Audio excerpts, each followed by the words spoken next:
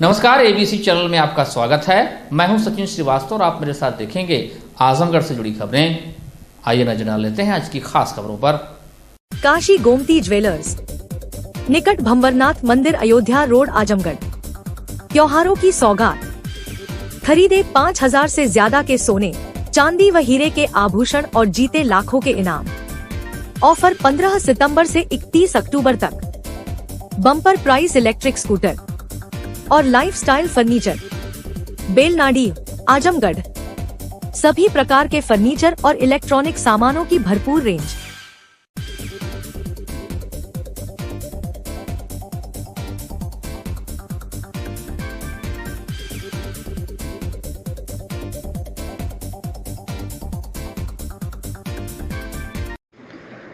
खबर आजमगढ़ से, जहां 7 अक्टूबर को महामहिम राज्यपाल आनंदीबेन पटेल ने जिन विद्यार्थियों को संस्कार के पाठ पढ़ाए, उन्हें विद्यार्थियों द्वारा जिस मंच से संस्कार का पाठ पढ़ाया गया, उसी मंच पर भोजपुरी गीतों पर जमकर ठुमका लगाया गया। वीडियो वायरल होने पर कुलपति ने कहा, फ्रेशर पार्टी थी, हम किसी को मना तो कर नहीं सकते थे कि तुम इस तरह लेटेस्ट गाने पर डांस मत करो। महाराजा सुहेलदेव विश्वविद्यालय में 7 अक्टूबर को दूसरे दीक्षांत समारोह का आयोजन किया गया था। दोपहर लगभग 12:30 बजे राज्यपाल आनंदीबेन पटेल का कार्यक्रम समाप्त हुआ।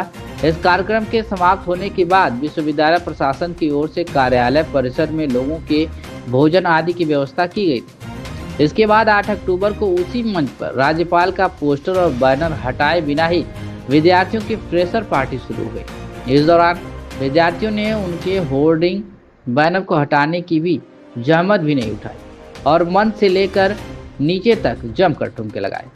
भोजपुरी गीतों पर जमकर लगे ठुमके और विश्वविद्यालय प्रशासन सब कुछ देखते हुए भी शांत रहा। उसने न तो छात्रों को रोका और न ही मंच से राज्यपाल की होर्डिंग को हटवाने की ही जरूरत समझी। वहीं इस संबंध में जब जिम्मेदारों के बयान लेने का प्रयास किया गया तो कुलपति प्रोफेसर संजीव कुमार जिले से बाहर थे। उन्होंने फोन पर हुई बातचीत में बताया कि विश्वविद्यालय में गरीब बच्चे हैं। कार्यक्रम की समाप्ति के बाद उन्होंने फ्रेशर पार्टी के लिए बोला तो हमने टेंट वालों से आग्रह किया कि वह मंच आदि को रहने दें ताकि बच्चे फ्रेशर पार्टी कर सकें। अब फ्रेशर पार्टी में बच्चे डांस आदि तो करते हैं, अब वह किसी लेटेस्ट सॉन्ग पर डांस कर रहे हैं तो हम उन्हें कैसे रोक सकते हैं। आजमगढ़ में एक युवक को अवैध तमंचे से गोली लग गई। यह घटना उस समय हुई जब युवक एक कमरे में पढ़ाई के दौरान आपस में खेल में तमंचे चला रहा था। इसी दौरान अचानक गोली चल गई। गोली लगते ही युवक गंभीर रूप से घायल हो गया। दोस्तों की मदद से पहले जिले के निजी अस्पताल लोटस ले जाया गया, जहां डॉक्टरों ने रेफर कर दिया। वहां से वेदांता हॉस्पिटल में भर्ती कराया गया है। युवक के जबड़े में गोली लगी है। यह घटना शहर कोतवाली क्षेत्र के राहुल नगर मड़िया में हुई। घायल युवक की पहचान मोनू चौहान, उम्र 24 वर्ष, पुत्र हरिश्चंद्र चौहान के रूप में हुई है। मामले की सूचना मिलने के बाद कोतवाली पुलिस छानबीन में जुट गई है। बता दें कि जिले के महानगर थाना क्षेत्र का रहने वाला मोनू चौहान शहर कोतवाली क्षेत्र के राहुल नगर मड़िया में किराए का कमरा लेकर बीकॉम कर रहा था। कमरे में बैठे दोस्तों से आपस में खेल के दौरान अवैध तमंचे से गोली चल गई। गोली मोनू चौहान के जबड़े में जा लगी। गोली लगते ही वह घायल हो गया। मामले की सूचना मिलने के बाद घायल युवक मोनू चौहान के बाबा वंशराज चौहान अस्पताल पहुंचे। मामले की सूचना बाबा ने पुलिस को दी। युवक के बाबा ने बताया कि मेरा बेटा हरिश्चंद्र चौहान बेंगलौर में मजदूरी करता है, नाती शहर में रहकर बीकॉम की पढ़ाई कर रहा है। बाबा वंशराज चौहान ने 2 आरोपियों के विरुद्ध कोतवाली में शिकायती पत्र दिया है। एसपी सिटी मधुबन कुमार सिंह ने बताया कि बाबा की तहरीर पर शहर कोतवाली में 2 व्यक्तियों के खिलाफ बीएनएस की धारा 109 के तहत मुकदमा दर्ज किया गया। जल्द ही आरोपियों को गिरफ्तार कर लिया जाएगा। युवक का इलाज कर रहे चिकित्सक ने बताया कि युवक के जबड़े में गोली फंसी हुई थी। ऑपरेशन करके युवक के जबड़े से गोली निकाल दी गई है। ब्लीडिंग ज़्यादा होने से युवक को वेंटिलेटर पर रखा गया है। युवक की हालत स्थिर है। बेहतर स्थिति होने पर वेंटिलेटर से हटाकर वार्ड में शिफ्ट किया जाएगा। वहीं युवक की मां रेखा ने बताया कि उन्हें घटना की जानकारी 3:30 पर दिन में हुई। बताया कि उनका पुत्र शहर में रहकर पढ़ाई कर रहा है। उनका कहना है कि उनके बेटे की किसी से कोई दुश्मनी नहीं। क्या कुछ कहना है रेखा, घायल युवक की मां और डॉक्टर का, आप सुनिए।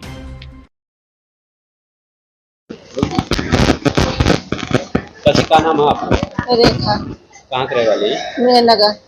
आपके बेटा की गोली लगल है, क्या नाम है उनका? मोनू सिंह। कहाँ का पढ़त रहना आगे मुझे?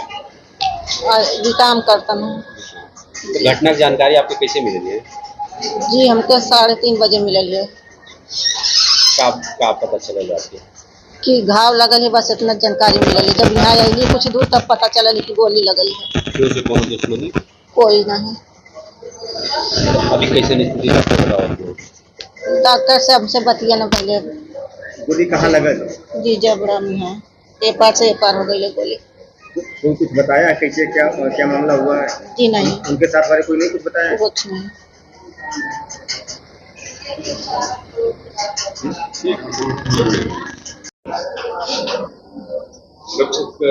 ये पेशेंट आया है, किस तरह का पेशेंट है और गोली लगी? ये गन शॉट के पेशेंट है और इनको जबड़े में लगी, इधर में फेस में तो उनको गोली लगी हुई है। और एंट्रेंस वुंड तो दिख रहा था और एग्जिट वुंड नहीं दिख रहा था, जाके जबड़े में गोली फंसी हुई थी। और उनका सीटी स्कैन कराया गया तो उसमें गोली उनको मिली है, बुलेट दिख रहा था और अभी ऑपरेट करके निकाला गया है। और पेशेंट उस टाइम पे ब्लीडिंग ज़्यादा होने की वजह से काफ़ी ब्लड हुआ और वो ट्रैकिया में चला गया, एस्पिरेट हो गया था पेशेंट, सांस लेने में दिक्कत हो रही थी। तो ऑपरेट करने के बाद ट्यूब डाल के अभी वेंटी पे पेशेंट है, फिलहाल अभी स्टेबल है और ठीक है। वाइटल सारे उनके, हाँ स्थिति अभी ठीक है, सारे वाइटल्स स्टेबल है। अब धीरे धीरे वेंट से थोड़ा हटाया जाए, वेंट से डिवेंट होंगे, सब कंडीशन और अच्छी होगी तो वार्ड में शिफ्ट किया जाए। नाम की जानकारी जी, क्या नाम है पेशेंट? पेशेंट का नाम है मोनू सिंह चौहान, 22 साल है, 24 साल उम्र है, शायद बता रहे थे मेहनगर के रहने वाले हैं जी। दीपक मेरे सुहाग का हर पल जलता रहे, चांद बनकर आसमां से यूं ही निकलता रहे। इसी कामना के साथ शुक्रवार को सुहागिन महिलाओं ने आजमगढ़ में करवा चौथ का व्रत रखा और शिव पार्वती संग विघ्न विनाशक गणेश की पूजा कर अपने सुहाग को अमरता प्रदान करने का आशीर्वाद मांगा। उसके बाद चंद्र का दर्शन और अर्घ्य दान कर दाम्पत्य जीवन में शांति व शीतलता बनाए रखने की प्रार्थना की। चलनी में दीपक रखकर पति का दीदार और उनके हाथ से जल ग्रहण कर व्रत का पारण किया। व्रत पर्व को लेकर महिलाओं में एक दिन पहले से ही उत्साह रहा। किसी ने खुद से मेहंदी रचाई तो किसी ने ब्यूटी पार्लर का सहारा लिया। तैयारी को लेकर बाजारों में सुबह से ही महिलाएं खरीदारी करती दिखी। दोपहर होने के साथ 16 श्रृंगार किया और उसके बाद महिला ने पूजा की तैयारी में जुट गई। शाम को करवा में व्यंजन रखकर पूजा की गई। इसमें कहीं शिव पार्वती तो कहीं साथ में गणेश जी की भी आराधना की गई। आपको बता दें कि करवा चौथ को लेकर कई कथाएं प्रचलित हैं। इसमें एक कथा में कहा गया है कि 7 भाइयों ने अपनी इकलौती बहन को भूखे प्यासे देख प्रेमवश चलनी में दीपक रख दूर पेड़ पर चढ़कर कृत्रिम चांद का दर्शन करा दिया। दर्शन और अर्घ्य दान के बाद बहन ने पारण कर लिया, लेकिन उसके बाद उसका पति काफी बीमार हो गया। अगले साल जब बहन ने विधि विधान से पूजन व्रत किया तो उसका पति स्वस्थ हो गया। एक कथा अर्जुन व द्रौपदी से जुड़ी है, जिसमें कहा जाता है कि अर्जुन कील पर्वत पर चले गए तो द्रौपदी परेशान हो गई कि अब किसी मुसीबत के आने पर क्या होगा। द्रौपदी ने भगवान कृष्ण का आह्वान किया। कृष्ण ने बताया कि करवा चौथ का व्रत रखने से कोई मुसीबत नहीं आएगी। द्रौपदी ने भी कृष्ण के कहने पर इस व्रत को किया था।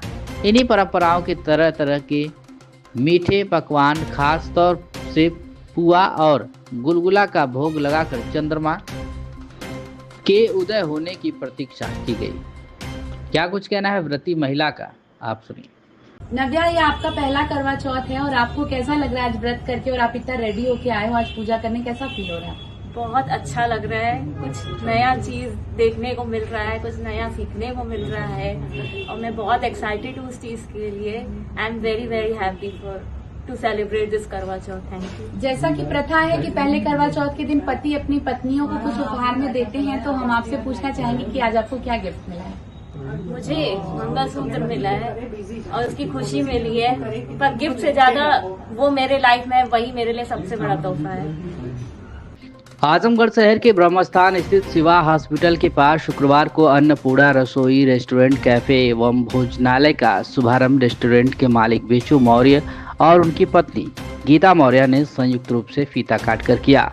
इस दौरान अन्नपूर्णा रसोई रेस्टोरेंट कैफे व भोजनालय के प्रोप्राइटर राहुल मौर्य, डायरेक्टर अभिषेक मौर्य, रवि मौर्य, भाजपा नेता जयनाथ सिंह, अजीत यादव, विकेश यादव, रामाशीष प्रजापति, सूरज राय, डॉक्टर पवन मौर्य, जितेंद्र मौर्य, प्रिंस सिंह, अभिषेक यादव, रितेश मौर्य, मनीष मौर्य आदि लोग उपस्थित रहे।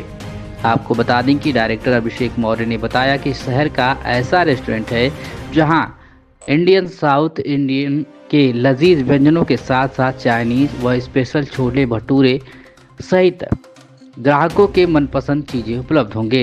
इसके साथ थाली सिस्टम भी उपलब्ध है, जिसमें 4 रोटी, ग्रेवी, सब्जी, भुजिया सब्जी, दाल, चावल, सलाद, अचार व खीर दही उपलब्ध होगा, जिसकी कीमत मात्र 80 रुपये है।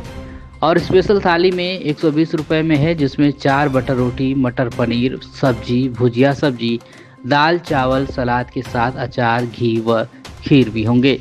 उन्होंने एक बार अपने रसोई का स्वाद चखने का आग्रह किया है। प्रोप्राइटर राहुल मौर्य ने बताया कि हमारे यहाँ सुबह ब्रेकफास्ट, दिन में लंच और रात में डिनर की संपूर्ण व्यवस्था है और जल्द ही पार्सल की भी सुविधा उपलब्ध रहेगी। क्या कुछ कहना है राहुल मौर्य, प्रोप्राइटर और अभिषेक मौर्य, डायरेक्टर का, आप सुनिए। ये बताएं कि जो आपका ये रेस्टोरेंट खुला है, कहाँ लोकेशन है और किसने इसका शुभारंभ किया है? हमारा नाम राहुल मौर्य है और ये रेस्टोरेंट हमारा अन्नपूर्णा रसोई रेस्टोरेंट एंड भोजनालय, ऊपर रेस्टोरेंट है, नीचे भोजनालय, थाली की व्यवस्था। कहाँ पे स्थित है ये करतारपुर से 100 मीटर आगे शिवा हॉस्पिटल के बगल में ब्रह्मस्थान। आज इसका शुभारंभ किसके द्वारा किया गया? आज इसका शुभारंभ अपने माता पिता जी के द्वारा रिबन कटवा कर इसका शुभारंभ किया गया, उनके आशीर्वाद से। क्या खास है इसमें बताइए। यहाँ अन्नपूर्णा रसोई रेस्टोरेंट एंड भोजनालय जो है, यहाँ खास ये है कि सुबह में ब्रेकफास्ट, दोपहर का लंच, शाम रात का डिनर और पूरे दिन का फास्ट फूड सेवा सब उपलब्ध है। क्या कहना चाहेंगे आजमगढ़ के लोगों से, शहर के लोगों से? हम अन्नपूर्णा रसोई की भव्य शुरुआत के साथ इस शहर के लोगों को स्वादिष्ट और पौष्टिक भोजन परोसने के लिए बेहद उत्साहित हैं। हमारा भोजनालय यहाँ के लोगों की और यहाँ की स्पेशल जो भी बनी हुई व्यंजने हैं उसकी शुद्धता, कम कीमत या खास पकवान पर केंद्रित है और हमारा लक्ष्य है कि हर ग्राहक को घर जैसा स्वाद मिले और बेहतरीन सेवा का अनुभव मिले। हमें उम्मीद है कि हमारा अन्नपूर्णा रसोई रेस्टोरेंट एंड भोजनालय जल्द ही इस क्षेत्र का पसंदीदा फैमिली ईटिंग डेस्टिनेशन बन जाएगा। हम सभी को उद्घाटन के मौके पर आकर हमारा हौसला बढ़ाने और हमारे खास व्यंजनों का स्वाद देने के लिए आमंत्रित करते हैं। क्या होम डिलीवरी की सुविधा भी मौजूद है आपके यहाँ? हाँ, पार्सल हमारे यहाँ पैक हो जाएगा और आने वाले समय में 2-4 दिन, 10 दिन, 1 हफ्ता में पार्सल सेवा भी उपलब्ध करवाऊंगा, प्लस टिफिन सेवा भी। क्या क्या सुविधाएं आप दे रहे हैं? सुविधा हमारे यहाँ बच्चों को देखते हुए मतलब ऐसा कोई सिस्टम यहाँ पे नहीं था कि मतलब बच्चों के लिए थाली वाला सिस्टम, मेस का सिस्टम नहीं था, बाकी और शहरों में है। तो ये देखते हुए बच्चों को मतलब सुविधा दी जा रही है कि सुबह हमारे यहाँ ब्रेकफास्ट है, लंच है और डिनर का भी सिस्टम है। सुबह के ब्रेकफास्ट में जैसे कचौड़ी हो गई, आलू छोले भटूरे हो गए, आलू पराठे हो गए, ये सब सुविधा हो गई है बच्चों के लिए। लंच डिनर में पूरा कॉन्टिनेंटल अपने पास रहेगा, थाली का भी सिस्टम अपने पास है। जो हमारी नॉर्मल थाली है 80 रुपये से स्टार्ट हो गई है और जो स्पेशल थाली है 120 रुपये की है। और ब्रेकफास्ट में क्या क्या है? फास्ट फूड में नूडल्स हो गए, फ्राइड राइस हो गया, मंचूरियन राइस हो गया और भी जो चीज़ें सब रहती है फास्ट फूड में, सब हमारे चाइनीज में सब कुछ है। तो क्या आप अपील करेंगे अपने शहर के लोगों से और जिले के लोगों से? हम यही लोगों से बोलना चाहते हैं, एक बार हमें ज़रूर मौका दें यहाँ पे आके, एक बार हमारा टेस्ट करें। हाँ, हम थोड़ा सा अन्नपूर्णा रसोई के बारे में जानें कि हाँ, बस यही सब चीज़ें। बड़ी खबर है आजमगढ़ से, जहां 8 अक्टूबर को देवगांव कोतवाली क्षेत्र के टिकरी में युवक पर फायरिंग हुई थी।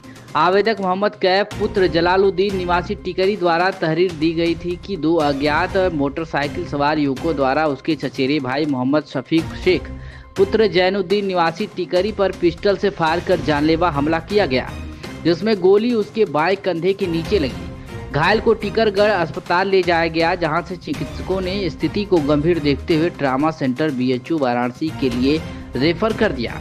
धारा 109 BNS बनाम अज्ञात अभियोग पंजीकृत किया गया। मुखबिर की सूचना पर देवगांव पुलिस द्वारा 3 अभियुक्तों को वहद ग्राम टिकरी से पुलिस ने अरेस्ट कर लिया। वहीं शुक्रवार को पुलिस लाइन में आयोजित प्रेस वार्ता में घटना का खुलासा करते हुए SP सिटी मधुबन कुमार सिंह ने बताया कि गिरफ्तार अभियुक्तगण मोहम्मद शफीक शेख पुत्र जैनुद्दीन निवासी टिकरी थाना देवगांव, मोहम्मद कैफ पुत्र जलालुद्दीन निवासी टिकरी थाना देवगांव और संदीप यादव पुत्र जमुना यादव निवासी टिकरी थाना देवगांव है। पूछताछ में अभियुक्त संदीप यादव ने बताया कि उसका मित्र मोहम्मद शफीक शेख एक लड़की से प्रेम करता था। लड़की के परिजन इस संबंध का विरोध कर रहे थे और परिजन लड़की का मोबाइल छीन लिए थे, जिससे दोनों की बातचीत बंद हो गई थी। इससे व्यथित होकर तीनों मोहम्मद कैफ पुत्र जलालुद्दीन, मोहम्मद शफीक शेख पुत्र जैनुद्दीन, संदीप यादव पुत्र जमुना यादव निवासी गढ़ टिकरी थाना देवगांव ने योजना बनाई कि शफीक स्वयं को गोली मार लेगा और लड़की के परिजन को हमला करना बताया जाएगा, ताकि बाद में लड़की के परिजनों को झूठे मुकदमे में फंसाया जा सके। घटनास्थल पर निरीक्षण के दौरान एक कैश मेमो मिला जो घायल की दुकान का था तथा जिसमें असलहे के फायर के निशान थे। चोट की प्रकृति व संदिग्ध कैश मेमो घटनास्थल से प्राप्त होने के बाद पुलिस ने जब कड़ाई से अभियुक्तों से पूछताछ की, तब घटना मोहम्मद कैफ व संदीप यादव के साथ मिलकर शफीक द्वारा स्वयं के बाएं कंधे के नीचे स्वयं को गोली मारकर अपने आप को घायल किया जाना पाया गया। कैश मेमो के गत्ते को मोड़कर संदीप यादव ने शफीक के बाएं कंधे के नीचे लगाया था। वह शफीक ने स्वयं से गोली चलाई। कैश मेमो का प्रयोग इसलिए किया गया था जिससे ये लगे कि कुछ कदम की दूरी से गोली मारी गई। क्या कुछ कहना है इस पूरे अनावरण के बारे में मधुबन कुमार सिंह SP सिटी का, आप सुनिए। गोली मारने की मामला आया था, क्या है पूरा मामला सर? देवगांव थाना कोतवाली क्षेत्र के अंतर्गत टिकरी गांव है। एक मुकदमा 365/2025 लिखा गया था और इसमें ये तथ्य आया था कि एक लड़का जो शफीक शेख है, जिसको बाएं कंधे में गोली मारी गई है और 2 अज्ञात मोटरसाइकिल सवार इसमें शामिल हैं। मौके पर वरिष्ठ अधिकारियों द्वारा घटनास्थल का निरीक्षण किया गया और घटनास्थल से जो साक्ष्य प्राप्त हुए उनसे ये घटना प्रथम दृष्टया संदिग्ध प्रतीत हुई और जब गहराई से छानबीन की गई तो ये तथ्य संज्ञान में आया कि ये जो शफीक शेख है ये किसी एक लड़की से प्यार करता था और इसके पिता द्वारा, लड़की के पिता द्वारा उस लड़की का मोबाइल छीन लिया गया, जिससे इसकी बातचीत बंद हो गई और इसने ये एक कुचक्र रचा कि लड़की के घर वालों को हम इस मुकदमे में फंसा देंगे और फिर लड़की से आराम से बात करते रहेंगे और अपनी मन मर्जी करती रहेंगे। तो इस संबंध में जो मौके से साक्ष्य मिला वो ये मिला कि एक कैश मेमो प्राप्त हुआ है और मौके से ही कैश मेमो प्राप्त हुआ जिसमें गोली आर पार जाने के साक्ष्य प्राप्त हुए हैं और जो इसका मित्र था कैफ, उससे जो पिस्टल है जिससे गोली चलाया जाना बताया गया था वो बरामद हुई है। इस सब घटनाक्रम में जो 3 इसके 2 अन्य साथी और तीसरा स्वयं जिसे गोली लगी है, इनके द्वारा ये घटना स्वयं कारित की गई और उस लड़की के घर वालों को फंसाने की गई। तो खबर आजमगढ़ से, जहां प्रदेश के कुछ जिलों में पटाखे को लेकर हुई घटनाओं के दृष्टिगत आगामी दीपावली पर्व को लेकर आजमगढ़ जनपद का प्रशासन सख्त हो गया है। आपको बता दें कि जिले के विभिन्न क्षेत्रों में स्थित आतिशबाजी के लाइसेंसों दुकानों की जिला मजिस्ट्रेट के निर्देश पर SDM तथा CO के नेतृत्व में 8 टीमों का गठन कर पटाखों के विनिर्माण, भंडारण एवं विक्रय की जांच कराई जा रही है। जिला प्रशासन द्वारा यह भी अपील की गई है कि यदि किसी स्थान पर बिना लाइसेंस या आबादी के मध्य पटाखों का विनिर्माण, भंडारण एवं विक्रय किया जाना संज्ञानित हो तो तत्काल जिला मजिस्ट्रेट कार्यालय की कंट्रोल रूम में मोबाइल नंबर 9454417172 यानी कि 9454417172 पर सूचित करें। प्रकरण में किसी भी प्रकार की त्रुटि पाए जाने पर दंडात्मक कार्रवाई की जाएगी। आपको बता दें कि इस मामले में एडीएम प्रशासन ने बताया है कि उत्तर प्रदेश के शासन के निर्देश के क्रम में जिले के उपजिलाधिकारी तथा क्षेत्राधिकारियों को संयुक्त टीमें गठित करते हुए पटाखे जो जनपद में अस्थायी लाइसेंस जारी किए गए और जो पूर्व में निरस्त किए गए उनकी जांच कराई जा रही है। इस मामले में जिला मजिस्ट्रेट के निर्देश पर 8 टीमों का गठन किया गया है, जिसमें से इन टीमों की अध्यक्षता जिले के विभिन्न 8 तहसीलों के उप जिला मजिस्ट्रेट कर रहे हैं। उनके साथ सीओ और थानाध्यक्षों को भी लगाया गया है। आपको बता दें कि इन जांचों में कहीं भी बिना लाइसेंस के अगर किसी के द्वारा पटाखे का निर्माण, भंडारण या विक्रय किया जाता है तो उसके विरुद्ध दंडात्मक कार्रवाई की जाएगी। जो कानूनी कार्रवाई विस्फोटक अधिनियम या भारतीय संहिता में धारा दी गई है उसके तहत विधिक व सख्त कार्रवाई की जाएगी। इसमें उत्तर प्रदेश शासन द्वारा दिए गए निर्देश के क्रम में ये उपजिलाधिकारियों तथा क्षेत्राधिकारियों की संयुक्त टीमें गठित करते हुए पटाखे के जो स्थायी लाइसेंस जारी हैं इस जनपद में और जो पूर्व में लाइसेंस निरस्त हुए हैं उनकी जांच कराई जा रही है। इस हेतु जिला मजिस्ट्रेट महोदय के दिशा निर्देश में ये जांच की कार्रवाई की जा रही है और मैं आजमगढ़ जनपद के समस्त निवासियों से अपील करूंगा कि अगर उनके संज्ञान में कोई ऐसा तथ्य आता है कि कोई बिना लाइसेंस के या आबादी के बीच में पटाखों का निर्माण कर रहा है, उसका भंडारण कर रहा है या उसका विक्रय कर रहा है तो वो हमारे कार्यालय जिलाधिकारी पर स्थित कंट्रोल रूम में उसकी सूचना दे दें, जिसका नंबर 9454417172 है। अच्छा, इसके लिए कितनी टीमों गठित की गई है, किस तरीके से कड़ाई से पालन कराया जाएगा? इसके लिए 8 टीमें गठित की गई हैं, जिसमें टीमों की अध्यक्षता संबंधित उपजिला मजिस्ट्रेट कर रहे हैं। उनके साथ सीओ और एसएचओ भी इस टीम में लगाए गए हैं। इसमें अगर किसी का ये पाया जाता है कि बिना लाइसेंस के कोई पटाखों का निर्माण, भंडारण या विक्रय कर रहा है तो उसके विरुद्ध दंडात्मक कार्रवाई की जाएगी। जो कानूनी कार्रवाई है विस्फोटक अधिनियम में तथा भारतीय न्याय संहिता में जो धाराएं दी गई हैं उनके अंतर्गत कार्रवाई कराई जाएगी। खबर आजमगढ़ से, जहां उत्तर प्रदेश शासन द्वारा IGRS पोर्टल के माध्यम से जन शिकायतों के निस्तारण की समीक्षा की जाती है। इस पोर्टल पर प्राप्त प्रार्थना पत्रों का न केवल समय से निस्तारण किया जाता है बल्कि उनकी गुणवत्ता और फरियादियों के फीडबैक के आधार पर मासिक रैंकिंग भी निर्धारित की जाती है। आजमगढ़ पुलिस ने सितंबर माह में सभी निर्धारित मानकों पर खरा उतरते हुए यह शानदार उपलब्धि हासिल की है। वरिष्ठ पुलिस अधीक्षक डॉक्टर अनिल कुमार और अपर पुलिस अधीक्षक ग्रामीण चिराग जैन के कुशल निर्देशन में आजमगढ़ पुलिस ने यह उपलब्धि प्राप्त की है। उनके मार्गदर्शन में पुलिस कर्मियों ने शिकायतों का निस्तारण न केवल तेजी से किया बल्कि फरियादियों की संतुष्टि को भी प्राथमिकता दी। इस उपलब्धि ने जनता के बीच आजमगढ़ पुलिस के प्रति विश्वास और संतुष्टि की भावना को और मजबूत किया है। उच्चाधिकारियों ने भी इस उपलब्धि के लिए पुलिसकर्मियों की सराहना की है। क्या कुछ कहना है चिराग जैन, एसपी ग्रामीण का, आप सुनिए।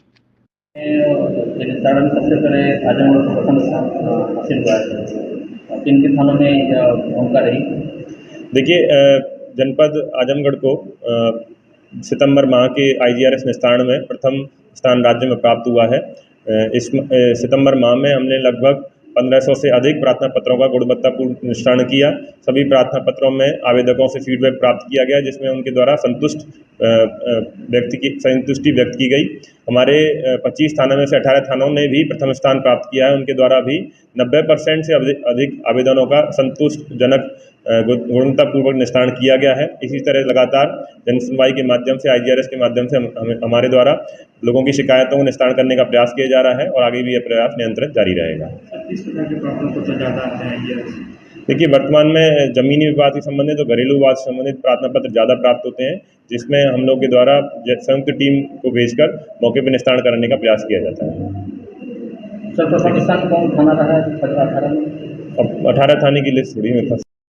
खबर आजमगढ़ से है, जहां आजमगढ़ में शुक्रवार को अपर पुलिस अधीक्षक ग्रामीण चिराग जैन व अपर पुलिस अधीक्षक नगर मधुबन कुमार सिंह द्वारा मिशन शक्ति फेज 5 के अंतर्गत आयोजित रन फॉर एम्पावरमेंट को हरी झंडी दिखाकर रवाना किया गया। इस दौड़ का आयोजन पुलिस लाइन आजमगढ़ में किया गया। बता दें कि उक्त दौड़ पुलिस लाइन आजमगढ़ से प्रारंभ होकर घंटाघर चौराहा, अग्रसेन चौराहा, कोतवाली, बड़ा देव तिराहा, काली चौरा तिराहा, DAV कॉलेज, गांधी तिराहा, GGIC कॉलेज, टिजरी चौराहा, कलेक्ट्रेट चौराहा से पुलिस लाइन आजमगढ़ तक किया गया।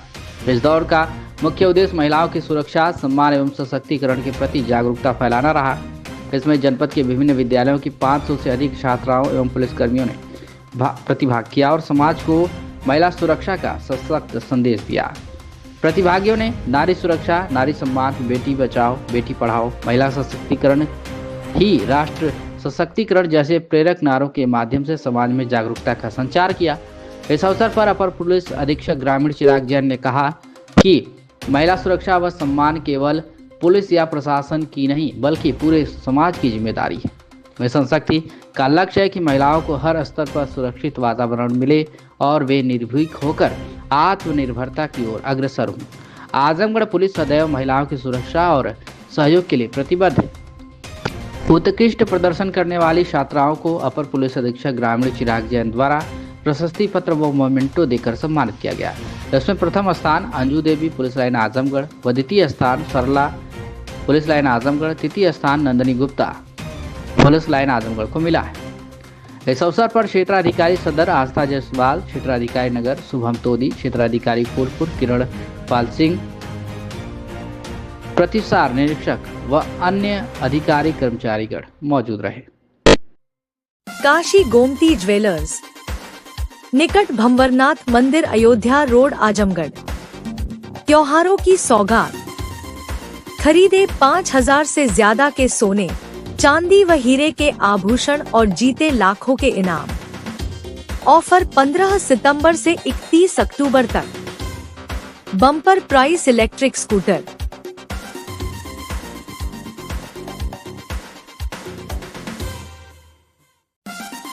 गोल्ड, डायमंड और सिल्वर की ज्वेलरी का विशाल संग्रह। शुद्धता की 100% गारंटी। अपने खूबसूरत लम्हों को बनाएं और यादगार पहुंचे काशी गोमती ज्वेलर्स, निकट भंवरनाथ मंदिर, Ayodhya road, Azamgarh. Lifestyle furniture, Belnadi, Azamgarh. सभी प्रकार के फर्नीचर एवं इलेक्ट्रॉनिक सामानों की भरपूर रेंज उपलब्ध। हमारे यहाँ EMI की सुविधा 0% ब्याज पर उपलब्ध। इलेक्ट्रॉनिक सामानों में LED TV, refrigerator, washing machine, air conditioner, air cooler, deep freezer, water cooler, mixer, juicer, iron, fan, induction, battery, inverter, electric geyser, gas geyser, आटा चक्की इत्यादि। फर्नीचर के सामानों में बेड, गद्दा, सिंगारदान, अलमीरा, sofa, table, chair, rack, stool, संदीली, सीढ़ी, डाइनिंग टेबल, झूला आदि। शादी विवाह की हो तैयारी या ऑफिस और घर के लिए सामानों की करनी हो खरीदारी, पहुँचिए लाइफस्टाइल फर्नीचर, बेलनाडी, आजमगढ़।